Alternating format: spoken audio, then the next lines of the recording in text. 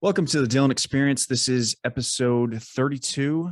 I'm here with a special guest for you today. But before we get to that guest, make sure you like, subscribe, do all the things on whatever platform you're jumping on. Make sure you follow us here. My guest today is a fellow combat veteran. She and her husband met on their deployment in Iraq in 2004. Fast forward to last year, 2021, she wrote a dual memoir, Calmed: Growth After Trauma, recounting their experience of both trauma and growth. Since the book came out, my guest has built a podcast named Celebrate the Struggle, which I've been on, and continues to help people walk down the path of personal growth and self-development. My guest today is Jennifer Hobbs. Jennifer, how are you? I am wonderful, Dylan. Thank you so much for having me here. Of course. And everyone needs to go check out your episode and just other episodes from your podcast. We're on the same mission. And so it's an honor to be here. Absolutely. So, Jennifer, give us a little bit of information. Obviously, I know a little bit about you, but my audience doesn't know anything about you. So tell me, what made you want to write a book last year? Tell me about your struggle. Where did it all kind of start for you? How did you get here? Okay, so let's see. Originally, with writing about what ended up becoming a dual memoir, it was more as a coping mechanism in like 2005 when I had returned from a very memorable and hard deployment. I describe it as the worst year of my life, but also the best year of my life. And I'm glad that I can look back and say that.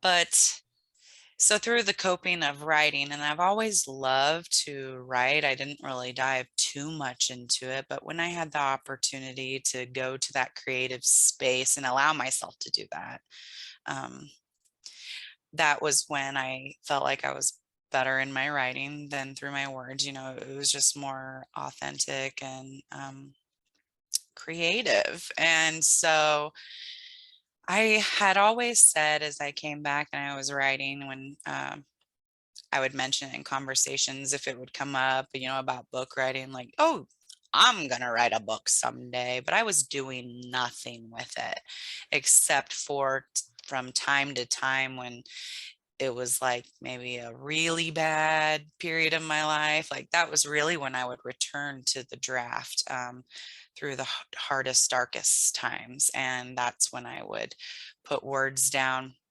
And so fast forward to 2020 of February, I fainted and woke up in the ICU. I had a terrible head injury and cracked my skull. Ended up now I have a traumatic brain injury from it. But it was in those following months of recovering from that very hard um, injury that I was struggling with it. And just as I was so fearful of going back to work as a teacher, missed my students so much, hadn't seen them in 2 months, but was terrified because everything audio and visual stimulation was just so much for me, even my kids coming home from school.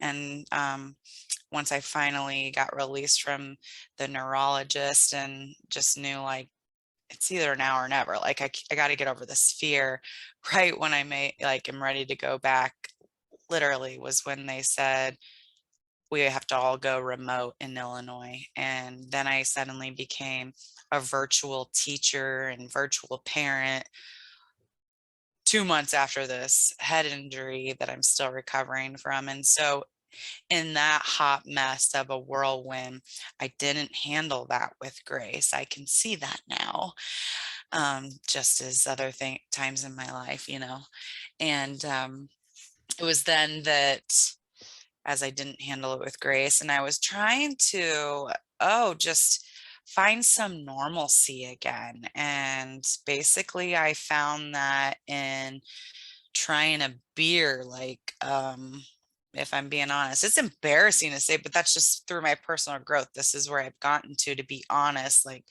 I'm not sharing my story to to hide stuff and tell lies. And so it was then that I tried it. I couldn't taste or smell. And so like I wanted to try the beer to see if I could taste it, but also just to feel a little normal again. Like I couldn't even handle watching TV. So like, and it was then that, I couldn't taste the beer, and I wish that people were there to tell me that that was a stupid idea, because I that was when I just started self-medicating with that destructive coping mechanism of drinking, and just kind of throwing myself a pity party, honestly, like not finding any more hope, like not that I lost hope, but I wasn't finding enjoyment. I was having so much fear overcome me. Things were so different. I was still trying to figure out what in the world happened, like that caused my head injury, to where I ended up looking into it and calling the hotel and finding out what was on the cameras. And as I went through all that and I got some answers and I got some clarity, and I started to identify that I was coping with a destructive coping mechanism, it was then that I luckily was in touch with myself enough to, I was like, I got to do something about this. And for whatever reason at the time, not having a very structured like plan, I was like, okay, I'm going to set a couple goals for myself. That's where I'll start. And it was it was like, just like all of us want to do for life, like tackle debt, eventually become debt free, and then get back to writing, which was so random. Again, I haven't tapped into writing much in 18 years, except those periods of time. And so I still kind of sat on it. That was the end of May. And, I put that goal in my phone and I would think about it, but I didn't sit down and give myself the time to write. And then all this stuff just worked. The clouds aligned, and like, I just feel like God really put it right in front of my face as something comes across. I never even spoke this out loud. So you know how like when you speak something out loud and your phone's super creepy and all of a sudden there's an ad on your phone. Yeah. So like I never even spoke it out loud that I'm going to get back to writing. I'm going to write this book. I was just in my head, and there across my Facebook feed, like 2 weeks later, was like a free 5-day workshop for beginning writers. And it just happened to be offered by a friend that I went to high school with. And she's a best-selling author and now has her own publishing company. And so I took it, and it was exactly what I needed to help my brain figure out how would I make this happen, and spark, just add fuel to the spark that had been there for so long. And so I got her as a book coach, because I feel like I wouldn't have made it happen had I not had an accountability partner and someone more like a life coach. and Yeah. and excuse me, that's when I made it happen. And so I sit there and I joke about, that I worked on it for 18 years, but really it was more like journaling from time to time. And really, once I got back to when I started writing the book, and I'm looking at this 40 pages or whatever that I have, most of it I didn't even include. Like Yeah. it was helpful to start with and get my mind to that place, but dear God, most of that was a hot mess. But Yeah. I still have it. I keep it, of course. Yeah. That's interesting. Are you planning a second book at all, or is this the one and done kind of, this is what I needed to get out? Like, what are your thoughts on that? Oh, I totally want to write more. And one of the things that I wanted to do before, I believe, like just as I was starting to write my first book, my thought was, oh, I really, really, really someday want to do a children's series where it's just different perspectives of military lifestyle, or also like hopefully in the future, like just different lifestyles and trauma, and how not only can, so say for example, and being a teacher for 12 years, like I've come across some amazing books that it's just about something you never read any other books about. And it gives kids that perspective, and it's just amazing. And so I would say like some things that come to mind would be for like, say, for example, one of my children, and the whole like, like not waking your parents.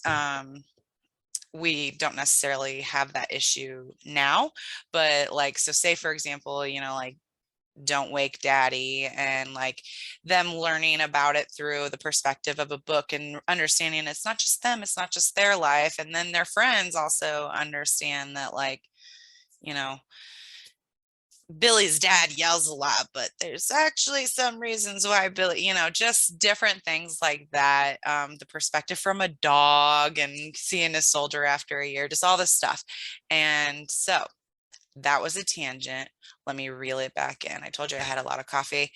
All right. So the book that I'm working on originally, like my thought for it, my hope for it was that it would really highlight the war at home and show what the war at home looks like from different perspectives, not just the soldier.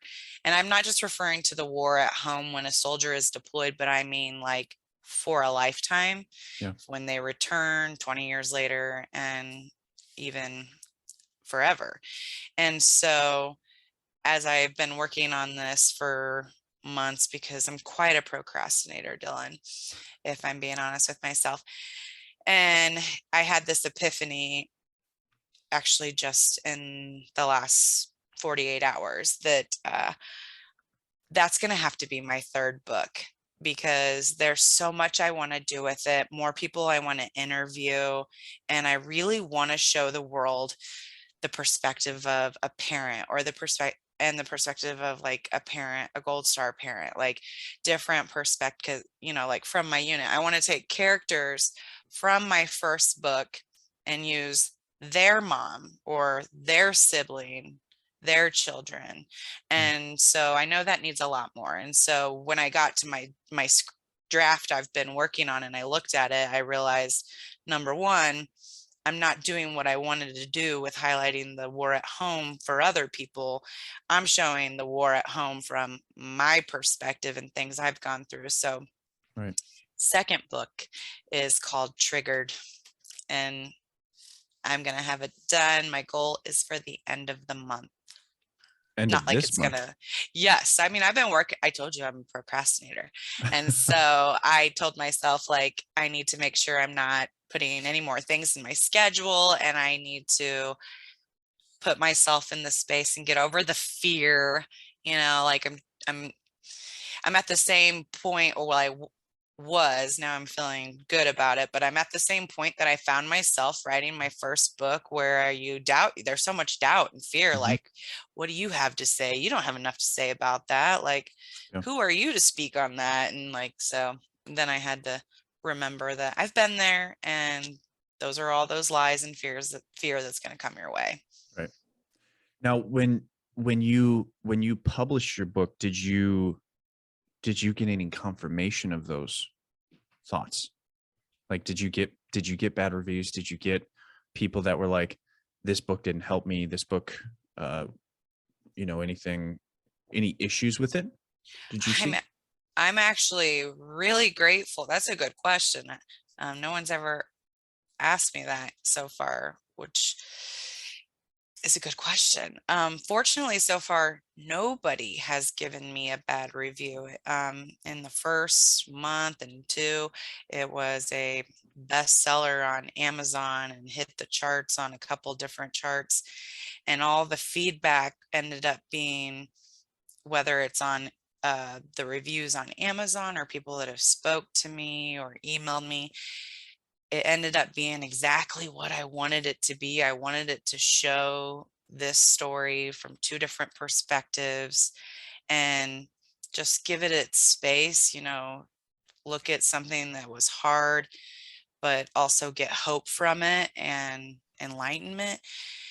And so that has been incredible. And some of the feedback I get reminds me of exactly why I felt called to write it and exactly why I tapped into persevering and writing it. One of the amazing things, a couple come to mind, but one of the pieces of feedback I got that made my heart feel just grow so much was this lady in New York emailed me or Facebooked me and said, I wanted to let you know that I don't know her. I guess she knew my husband years ago. And this is like in the first month of it being published in July, or maybe like a month later.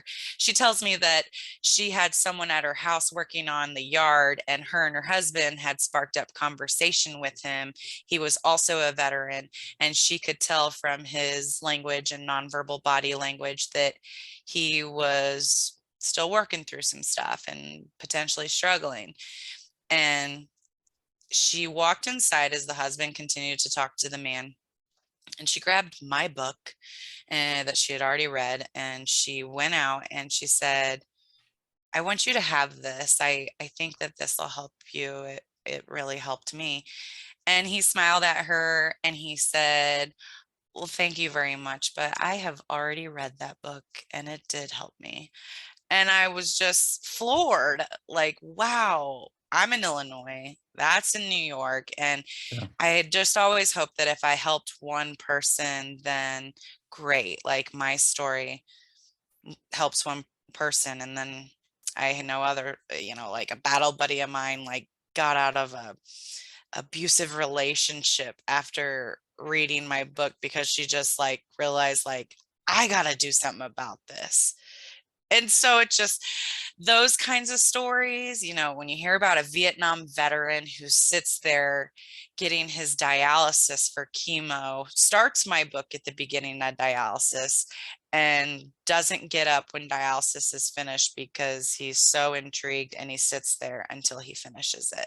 That's the stuff that reminds me of why I listened when I felt called and why I'm going to continue on this mission. It's awesome. I love that. And I ask you that question of like, did you get any confirmation of that basically imposter syndrome of like, what do I have to say? Um, I ask you that because you got to look at that, right? Like you have Oh, to look yeah. at that that's a victory for yourself and understanding that your voice is necessary, it's meaningful. And one thing I've kind of understood is that you you either write something that's really good and some people are going to look at it and say it's bad, Hmm. um, or you write something that's really bad and everybody says it's really bad, and then you have confirmation and you're like, okay, I need to change how I perceive things. Hmm. Because we in many ways we want to speak to people that listen, and if you're big enough, you speak to everybody, and there are people that listen and love your book, and then there are people, like, you can read any reviews on Amazon of any book. If it's big enough, you're going to see bad reviews, Oh, yeah. and that can be taken in many ways, and it can be confirmation, or you can understand that there's, you know 1,000 reviews that say this is a 4 and 5 star book, or there's 12 reviews that say it's a 1 star book, and you can read those reviews, and maybe there's something there, or maybe it's just these people don't understand what this book was really for, or it wasn't for this person and they read it Absolutely. unknowingly. So Absolutely. I'm glad you got the confirmation that you needed. Thank you. Having the feedback regardless, and I want to put that out there to everyone who reads anyone's book, like, regardless of what rating you give, even though the harsh ones are hard to take, like, Mhm. it's all feedback, and like we need it in order to know how best to speak to people. So, you might have just those few trolls, and that won't necessarily, you obviously see thousands of people are getting your message. And so at those points, you take that with a grain of salt. Maybe it's helpful feedback, maybe not. But if I end up writing a book that's trash and people give me a lot of feedback that shows me it was trash, then although I'll probably eat a gallon of ice cream, I hope that I'd be in the place where I pick my head up and I'm like, okay, like, let's find out why I sucked at that. Yeah. If it, that's the hard thing about being an author is like, you have to step into feedback. And I just got off a call with a friend of mine that read my book, or he actually listened to my book on audio.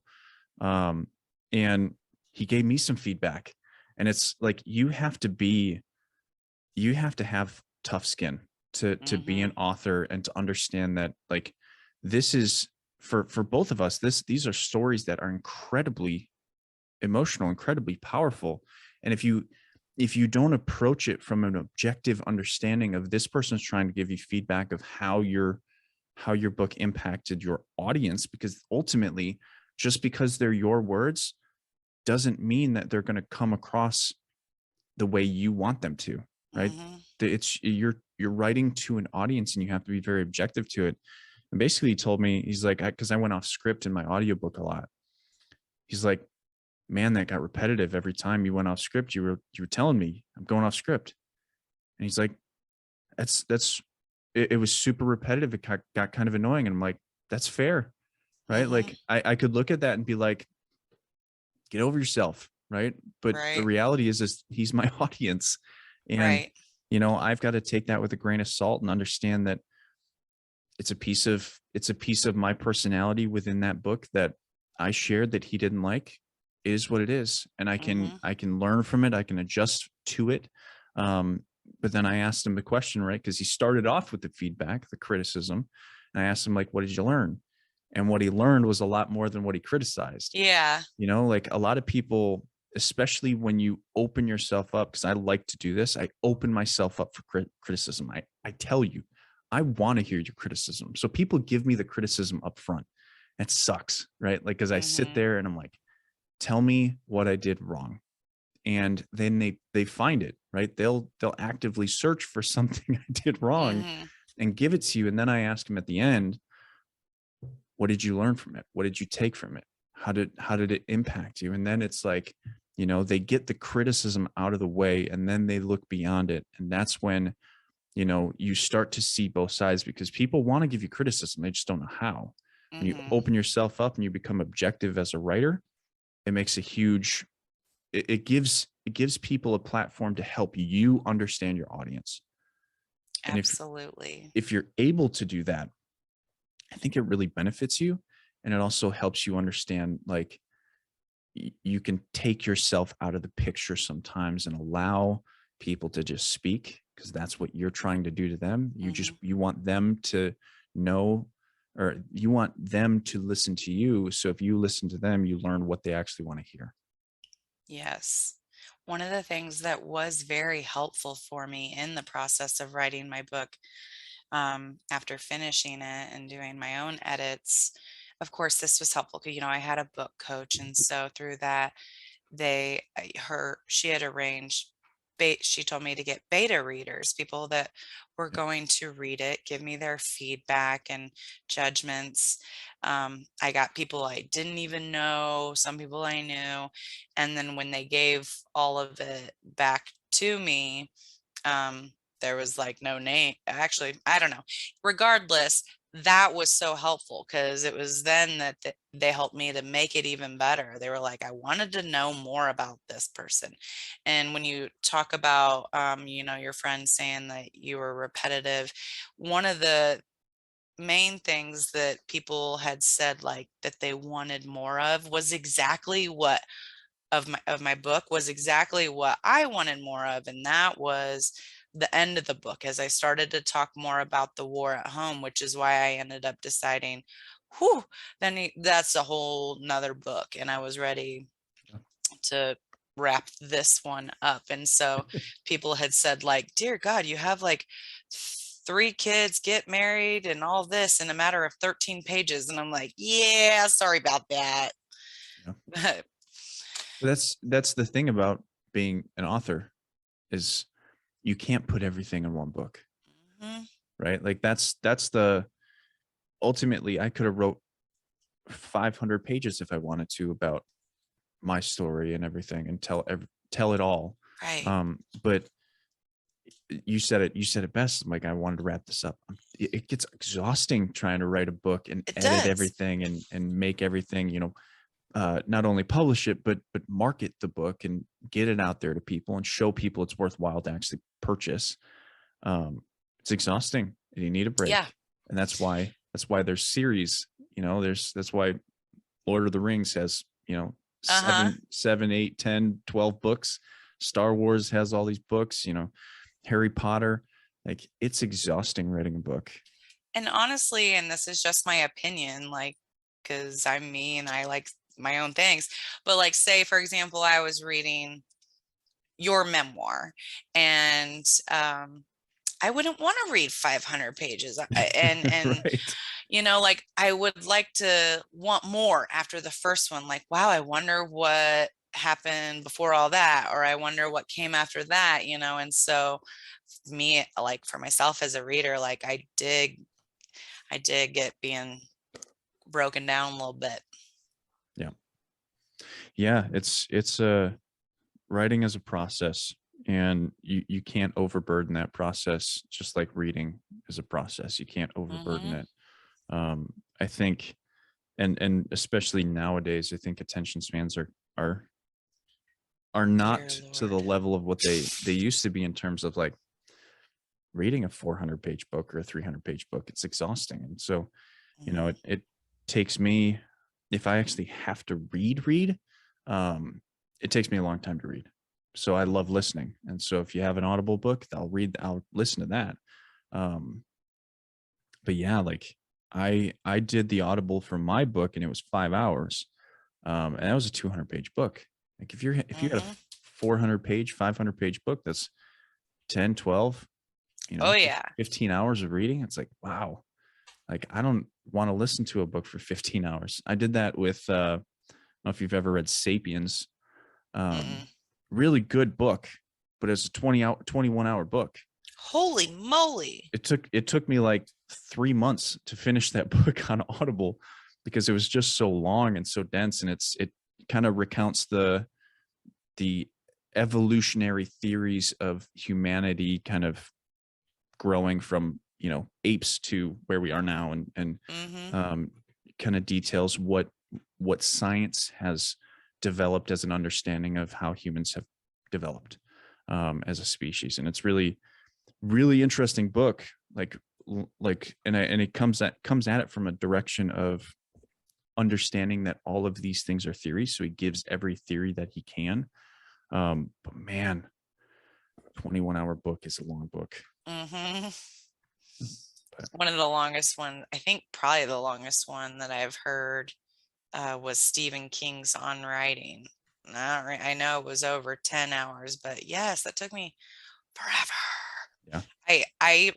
I recorded Calmed Growth After Trauma on audiobook as well, and I read it. And I think it's probably just like yours, around 5 hours, because my book is also like 190 pages or something. So yeah, that, and for myself, the ones I'm listening to on Audible, I can't help but look at them. And when I pick one out, and if it says like 9 hours, I'm like, woo, okay. Yeah. And if it says 5, I'm like, okay, all right. That means, this one will get done faster and then I can read another one. So you're absolutely right about the attention span. Yeah. So with the book, and I think we focused a lot about the book. I want to ask you a little bit about you. When you joined the military, and you went to Iraq for the first time, what did looking back, and obviously hindsight's 2020, but looking back on that experience, what were the feelings surrounding it? What happened overseas in Iraq that drastically changed how you looked at the world? Like, what were those experiences like?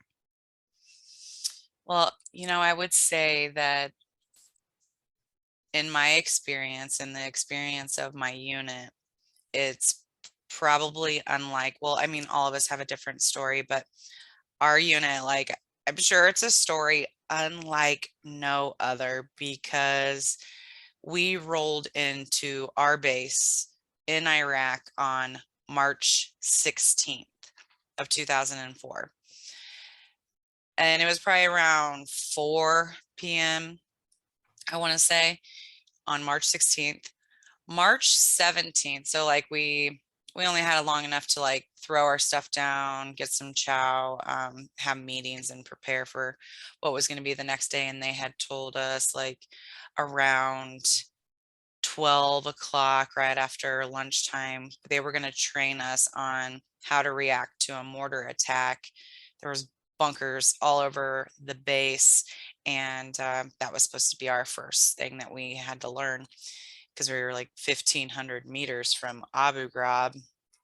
And so March 16th, we wake up, go to breakfast. We're all just sitting around in the barracks waiting for what to do next. I'm sure all our NCOs are squaring stuff away, trying to figure out what to do and waiting for this training.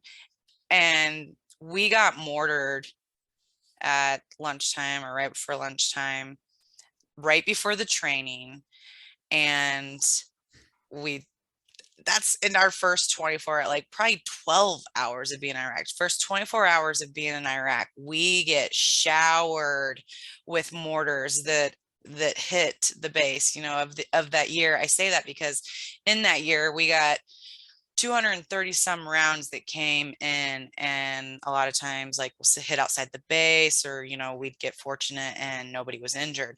On this day, they hit them in spots where we took incoming fire, and so people are injured that day. We lose our first soldier that day. And so all that story, and I tell that story in the book, like it was completely wild before we even had this training.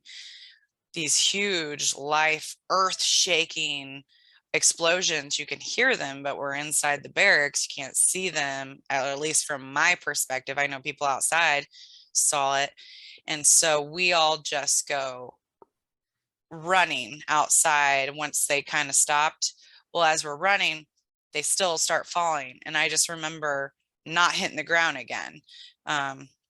Probably would have, after I learned about that training, but we all just keep running to the bunkers. And once we're in the bunker, everyone's face is just completely shocked and horrified. And then like there's a little bit of awkward, like, holy cow, that was crazy, and not like, just intense, it sends this adrenaline, whatever. And then we're released within 30, 40 minutes, maybe an hour, and we go to formation. And I remember that being a formation that was just, it set the tone. That entire chow time that day set the tone for the year and was a huge shocker on all of us. And it was exactly what the year was like, mortared so much. We were transportation, lots of IEDs, but it changed me in so many ways, making me home at that point just ended up, as you're there, like ended up seeming like a faraway concept that like maybe would never even happen again. This just becomes your life, your everyday lifestyle. These are your people, these are your family members. And so for me, like it brought so much what I ended up identifying in the future,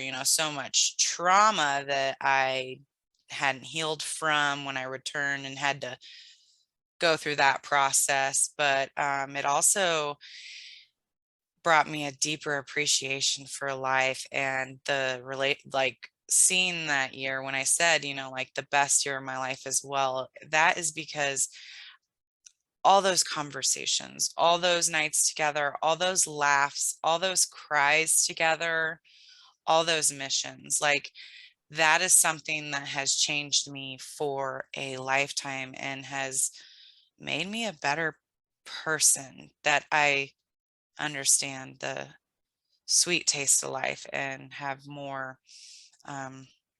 gratefulness for it. And I want to live, thrive, and not just survive. Sounds really, really relatable to things that I talk about. I'm curious when you say kind of you stepped into the process of healing your trauma, what did that look like for you? I feel like that happened at a slower pace, right? Like when I identified within a year or two, probably two, if we're being honest, that things weren't going well. And I could see that through sleeping a lot, not being motivated to go to college classes, and like just not getting much pleasure from anything. And fortunately, I took myself to the VA. And so that started my connection with the VA, some lame appointment, some lame interactions, some very helpful, which helped me to keep going and stay on that path. And I say it was a slow journey because even though I was going to those appointments and starting to dive into speaking the things out loud that I think this was all stemming from, I was still working through that process. And so I didn't really have it together in my coping mechanisms, and and still just had a disregard for life, really. And through more struggles, I think is what it is. Through more struggles, and fortunately, self reflecting and finding myself being mindful at times, that's when I just wanted to continue to be better, to be more. Fortunately, I was always committed to wanting to finish my degree. I felt like I had to, like, there's no choice, like, finish. And so, luckily, by doing that, like, that allowed me to grow more and meet people, have connections, make those relationships with my family and my friends stronger. And through that, like, it was just a process of personal growth, and all of it has been even um, more prominent over the last five 5 years or so. Probably, I would say when my husband and I had split up, he wasn't my husband at the time, but when we had split up after Iraq, going through our own stuff, like, I was a train wreck through those 5 years. But then I found myself through different things, and grew stronger, as I feel like he did as well. And so since we have been back together and have children, and I just continue to want to be better. Like, for a while I was just kind of going through the footsteps, going through the steps of life, and still just doing what's expected of me, enjoying my family. But it really wasn't until, like, losing my stepdad and then having that head injury that things really changed for me. And now I feel like I'm living more. So when you say you were a train wreck, um, I wanna compare what was that like, and looking at the last your head injury was what, 2020, Yeah. right? So comparing the last 2 years to those 5 years after Iraq, um, what were like what were you doing that was making your life a train wreck? What were the commonalities in that that were causing problems? And then thinking of the last 2 years, what are the steps that you've taken to understand how to actually develop yourself, how to maintain this life of enjoyment that you're living now? Like, what's the difference? Like, can you compare and contrast that for me? Yes, yes. I think one of the, on a side note, like, one of the big differences that kind of sets them apart is, I was single and didn't have kids then. And well, not single, I actually had issues with relationships, but now I have kids. So, but aside from that, like, the things that they have in common would be my destructive coping mechanisms of drinking, um, smoking, which I've come a long way to even say that out loud, because I have found so much guilt and shame in that, that I have was a closet smoker for so long. And so just these oral fixations and trying to fill voids with relationships or alcohol or smoking or sleeping or spending money. And now the difference is through just through everything I've been through, and luckily being able to like find myself in the darkness and realize that I didn't want to be that person. It was then that I started doing things to change that, like um praying more. That, I mean, definitely started with that, praying more and setting goals for myself, and doing different things for my own personal development, like learning more about self lies and self truths, and identifying that like I was living on more self lies rather than what's really going on, the truths about myself, and how amazing I actually am, as opposed to needing to be better and thinking that I needed to be more. And so plugging into different support systems, whether it's like Wounded Warrior virtual things, because I live in a place where we don't have many in-person things, but through the pandemic, like getting in touch with those virtual gatherings, being in touch with my battle buddies and just sharing those honest stories with each other and being there for each other, and continuing to do different things like learn about mindfulness and how the body works. And so that's been the difference, like really, really some self-reflection and mindfulness of, and then I doing more at the VA, um, seeing my doctor more, who, and I like her a lot more now. So like that makes a difference, right?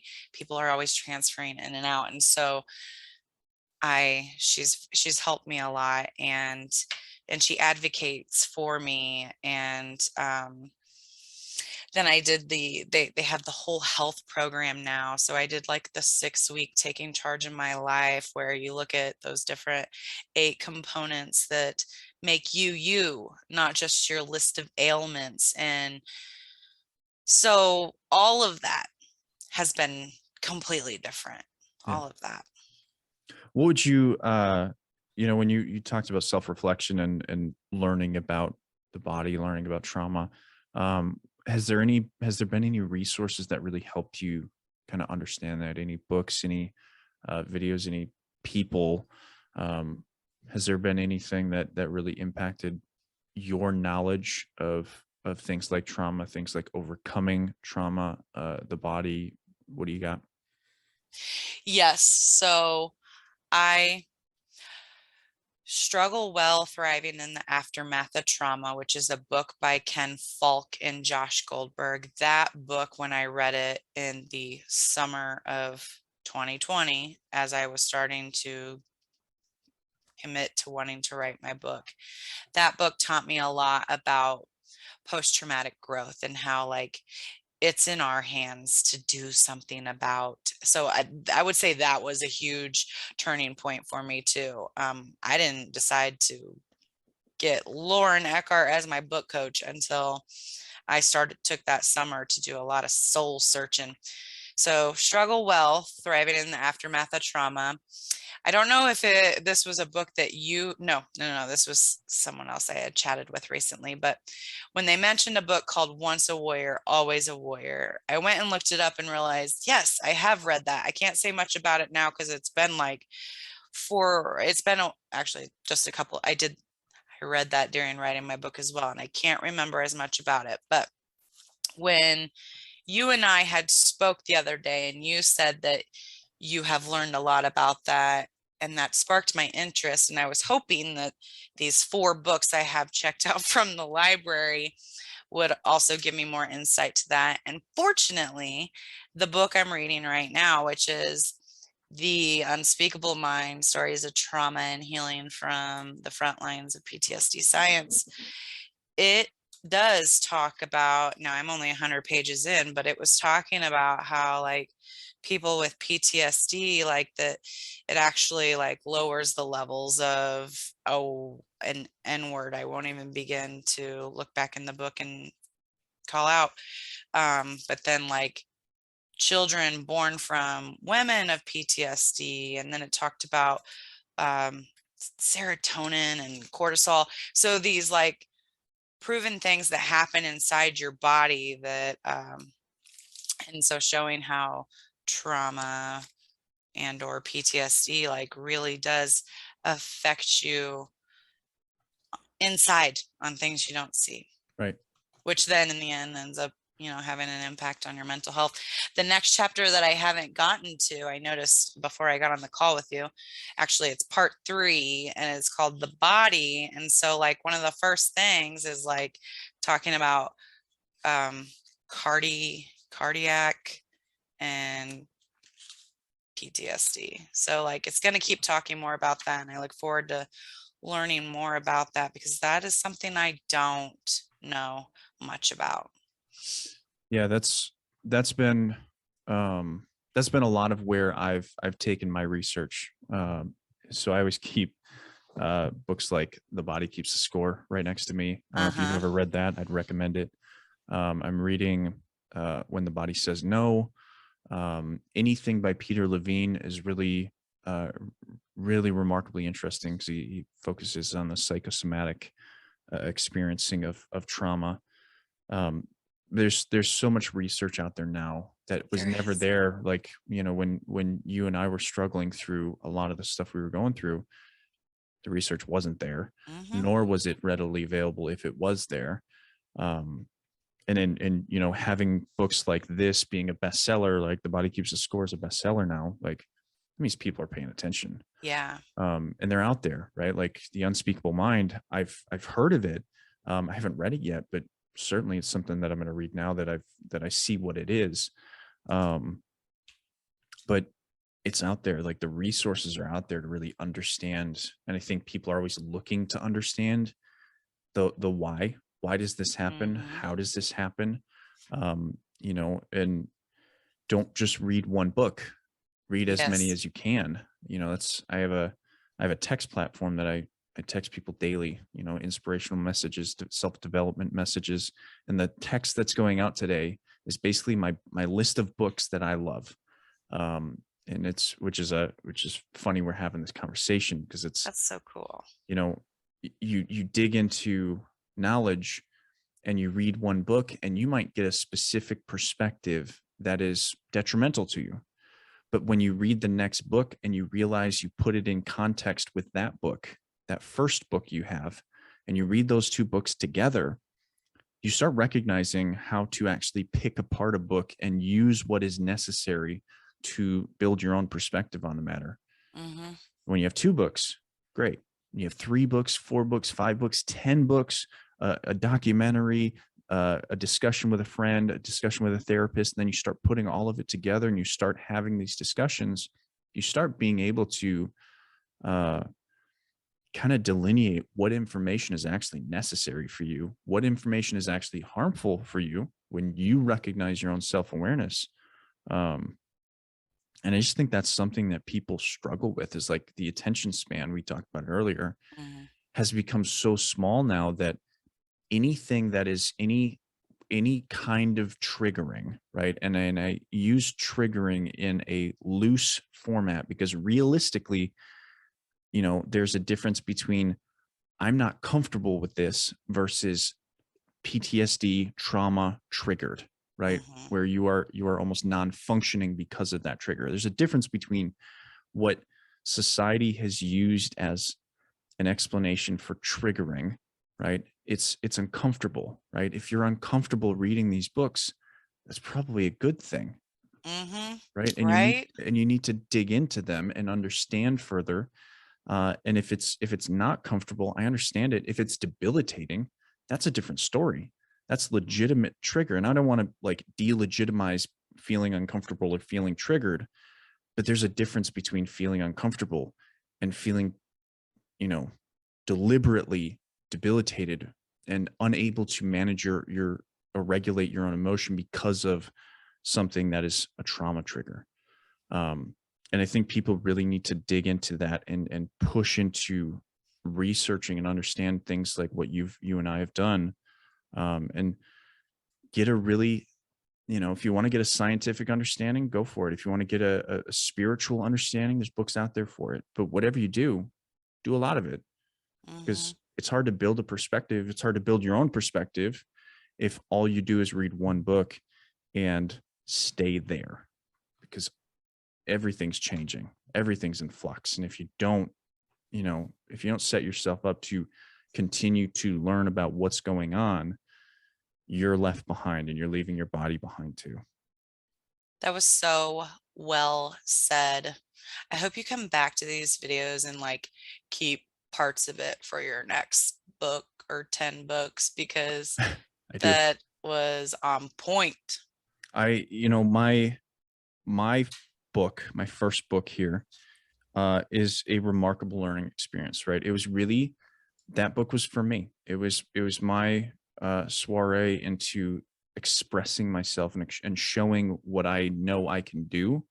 My second book is very much going to be written with things like that in mind, and trying to help people, looking back at good reviews, bad reviews, looking back at other books and how they're reviewed, right? Because there's some Hmm. there's some great books out there, like The Body Keeps the Score, uh, Waking the Tiger by Peter Levine, When the Body Says No, and there's reviews on them that are bad because Oh, yeah. they they they did that, what I was just talking about. They looked at that book from a mindset of not fully understanding the picture of what we're talking about, and they're looking for inspiration, but they're reading a book that is not really built to be inspiring. It's a book that's built to be intellectually developmental in many ways and challenge the status quo of things like medical doctors practicing and not paying attention to things like trauma.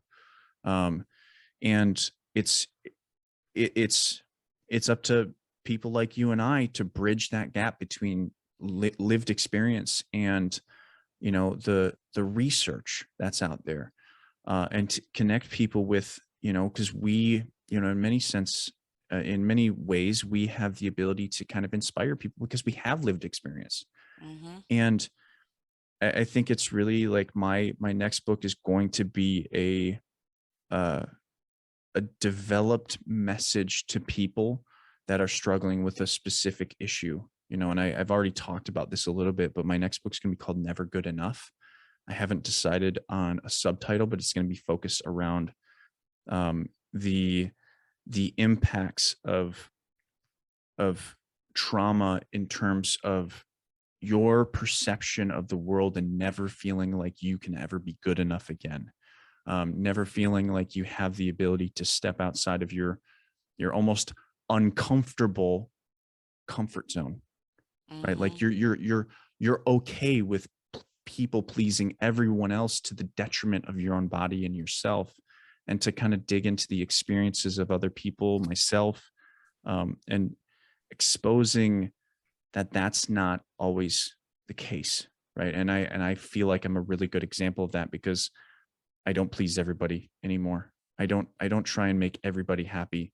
Um, there's a real conundrum that I have in terms of, like, I have gotten a bad review on my book, and it came from a what she said was a public health professional of 26 years.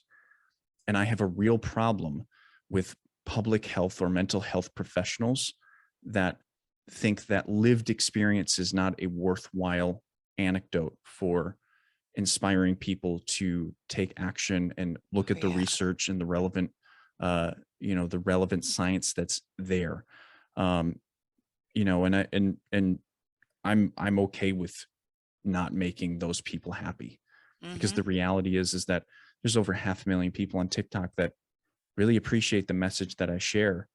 And she actively said in the review that this book does more harm than good. And I have not seen that. Right. And if I'm, I've asked people on social media, I've asked people in person, like, does this book do more harm than good? The answer is no. Right. And so there's one opinion that, in many ways, when I was writing this book, was really hard to say, does this book actually benefit society? Because that's always something I'm paying attention to. And I get a review that says that, Hmm. and I could confirm that. Like, I could look at my book and I could say, you know what, take it down, right? It does more harm. That's not my goal. The reality is it doesn't, right? It might do harm Right. to certain people that take it the wrong way, and I can't stop that.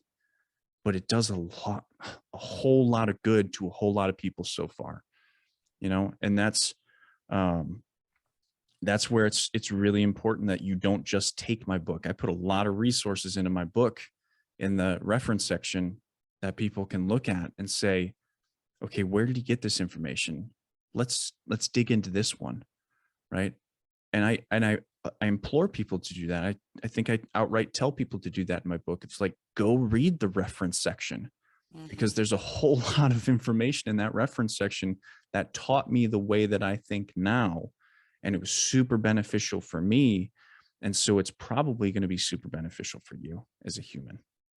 Absolutely.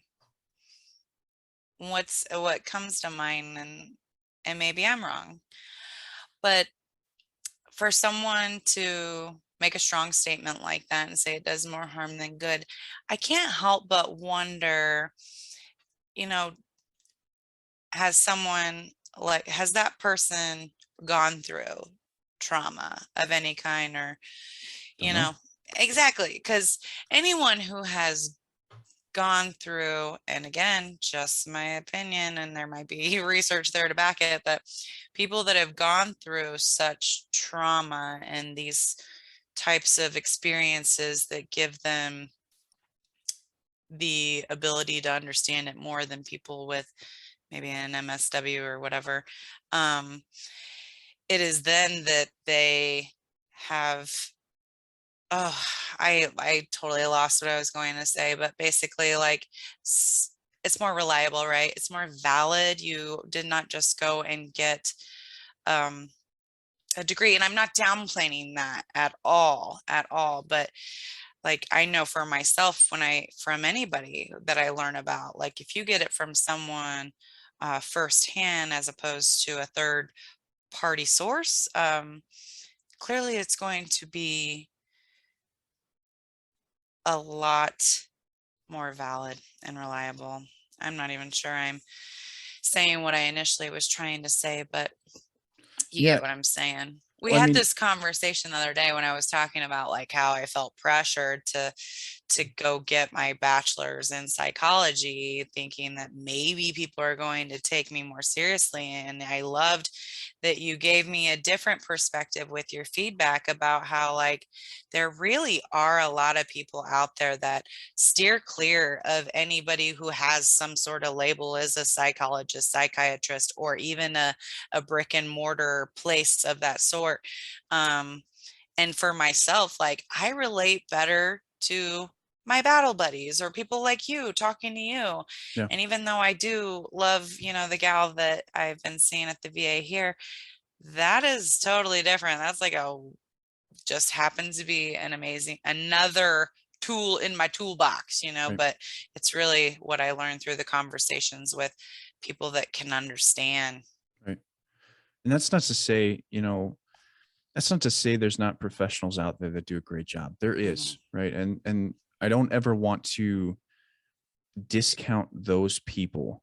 Um, but in general, this gatekeeping mentality of uh trying to, in many ways, there's people out there, there's actively professionals out there that are downplaying and dismissing the relevance of lived experience.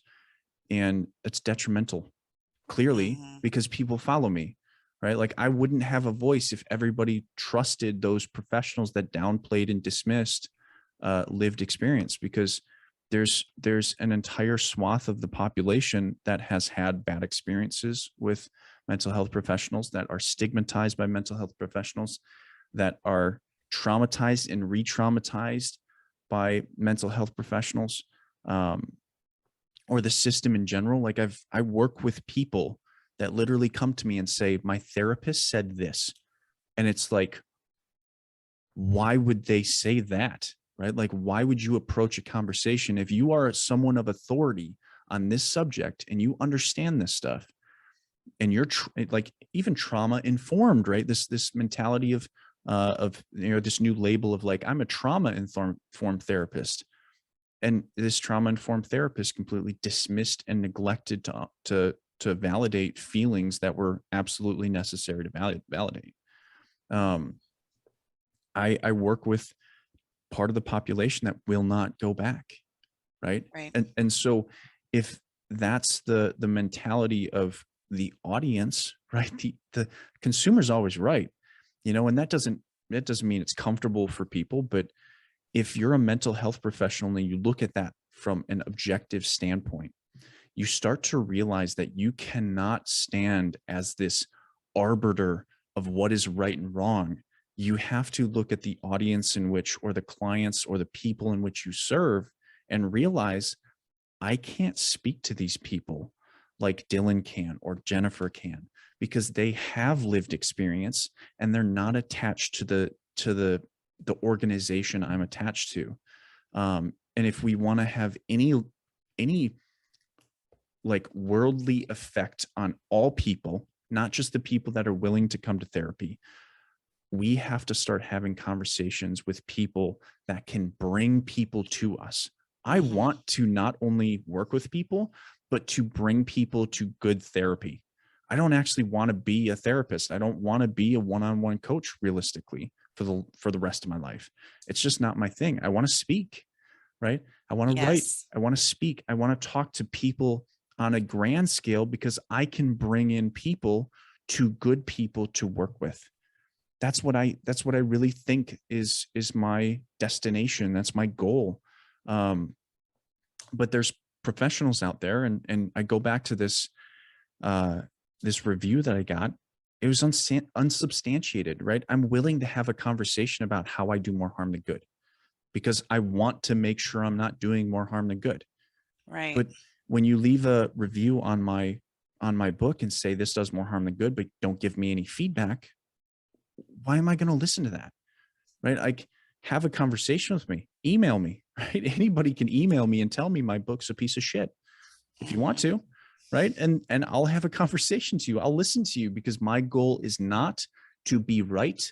My goal is to help everybody I can Yes. in whatever way I can. I would have to reiterate that same thing too, because the reviews that I get that are the lowest, they never say anything so Yeah. far. Of course, it was just published in July, but they never say anything. And I'm over, I want your feedback, like, so, Yeah. but that was a profound, very admirable statement about, and it's so true for all of you, me, and other people with the same mission and passion, that you want to be able to help people and take them to the right resources. Like, yeah, that was strong. Yeah. But, at the same time, I want to bring people to the right resources, but you also have to prove to not only me, but to other people that you are the right resource, Mm-hmm. right? Like, just because you got, just because you got your PhD doesn't make you the right resource. Yeah. Having PhD behind your name can still mean you're an asshole, Oh and yeah. you don't know how to have empathy for people. You don't know how to validate people, or you don't know how to ask the right questions, right? I come to people, or I have people come to me, and this has happened more than once. Um, I had one of my first clients came to me, and she was like, 26 years of therapy, I have never had someone dig as deep as you have in the first hour. Right. And I'm blunt, right? Like, I don't have time for bullshit. And so I'm going to dig into you, and I'm going to get to the point of the question of, what are you really struggling with, and how are you really approaching this? And what do I do with that information? Right. Like, certainly that's anecdotal information.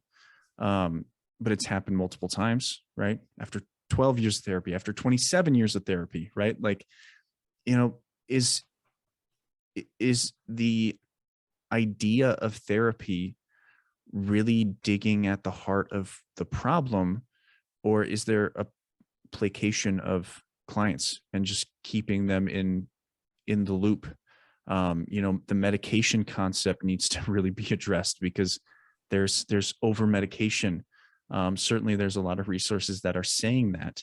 um, it's a really, there's a lot of big conversations that the mental health system has to become accountable for, Hmm. before a lot of people in society are going to start trusting it again. Hmm. And until voices like mine and yours are heard by that system, then there's going to be a need for us, because the mental health system certainly isn't providing, and so somebody does, or people are going to die. People are going to be living in Hmm. fear. People are going to be traumatized for the rest of their life. People are going to be living in domestic violence situations. People are going to be veterans with PTSD that never do anything with their lives because they isolate, or they commit suicide, or they do all the bad stuff that people with trauma tend to stick with, right? That they live in that that comfort zone of being uncomfortable, right? Yeah. And yeah, like I've been there. I've lived that. I don't want people to live through what I've lived through. I'm sure people don't you don't want people to live through what you've lived through. And if there's a way to get people out of that cycle, that's what we're trying to do. And we really start need to having we really start we need to start having that conversation, not just on our level, but as a systemic uh level of who's gatekeeping, you Absolutely. know, what is actually right and wrong, and how are we bridging that gap, because there doesn't seem to be a lot of people in the mental health field that look at what you and I do and saying this is fundamentally valid, this is fundamentally valuable, and how can we incorporate it into uh, our own systems, right? Like Right. how can we use people like these to help people, support people, to give them another resource, because I'm different